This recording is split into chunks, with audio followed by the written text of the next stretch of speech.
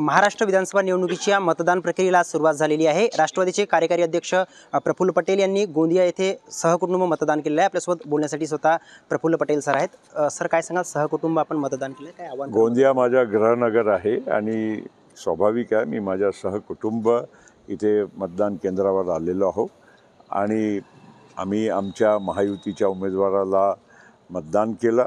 100% गोंदिया भंडारा जिल्ह्यामध्ये 7ही जागा आमच्या महायुतीच्या उमेदवारांना मिळतील आणि आम्ही एक चांगल्या रीतीनं महाराष्ट्रामध्ये 175 जागा घेऊन सरकार बनवणार। जसं गोंदियाकडे जसं महाराष्ट्राचं लक्ष लागले तसंच बारामतीकडे लागलं आहे। आपण पवार कुटुंबांचे अत्यंत निकटवर्ती आहात। युगेंद्र पवार आणि अजित पवारांच्या लढतीमध्ये काय म्हणजे जसं लोकसभेला प्रकरण घडलं होतं तसं हे खरं आहे की मी पवार साहेबांचा काळापासून आजपर्यंत जे पूर्ण पिढी आहे ते सगळ्या पिढीच्या बरोबर माझे चांगले संबंध राहिलेले आहे। मी एक फॅमिली मेंबर आहे। या इलेक्शनमध्ये आमचे नेते अजित पवार 100% भरघोस मताने निवडून येतील। काही कोणाला चिंता करायचं कारण नाही। हे उगीचंच एक मीडियामध्ये स्पेक्युलेशन होते, लोकांना मजा येते, ठीक आहे, बोलू द्या। आता आज मतदानच्या नंतर 2 दिवसानं किमान लाखभर मतानं तर अजितदादा निवडून येतील, हे मला विश्वास आहे। एकीकडे अनिल देशमुख एकीकडे तुमचे सहकारी राहिले, त्यांच्यावर 2 दिवसांपूर्वी भ्याड हल्ला झालेला होता, काय सांगाल त्या संदर्भात? अनिल देशमुख आता असा ढोंग प्रकार करतील मला आश्चर्यच वाटते।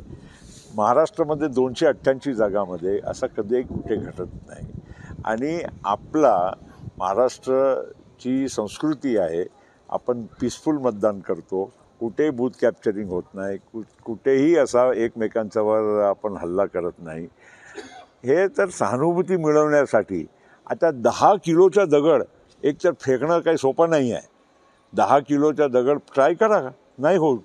आणि ते समोर बॉनेटवर पडलेलं आहे, फोटोज काढले ना, व्हिडिओज काढले, त्या बॉनेटवर एक स्क्रॅचसुद्धा नाही आणि मागचा एक दगड काच फोडून आत आलेला आणि समोरच्या त्यांच्या डोक्याला लागलेला आहे। हे अजिबात कोणाला म्हणजे पटणारी गोष्ट नाही आहे।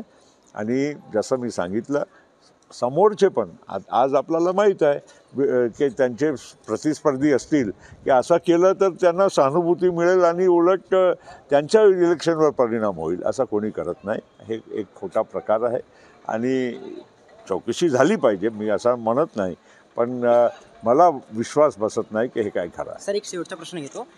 288 पैकी महायुती किती जागा निघणार, त्यातल्या त्यात गोंदिया जिल्ह्यातील 7 पैकी किती विधानसभा आपल्या? आमच्या गोंदिया जिल्ह्याची 7 पैकी 7 जागा, तुम्हाला आश्चर्य वाटेल पण तुम्हाला 23 तारखेला हा चित्र दिसेल।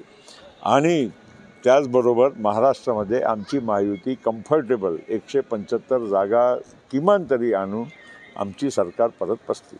तर निश्चितपणे हे होते राष्ट्रवादीचे कार्यकारी अध्यक्ष प्रफुल्ल पटेल, ज्यांनी महाराष्ट्रामध्ये 175 जागासह आमची महायुतीची स्पष्ट सरकार बसेल असा विश्वास एबीपी माझाशी बोलताना व्यक्त केला आहे। कॅमेरा पर्सन दिलीप चव्हाणसह देवेंद्र रांगणाले, एबीपी माझा, गोंदिया।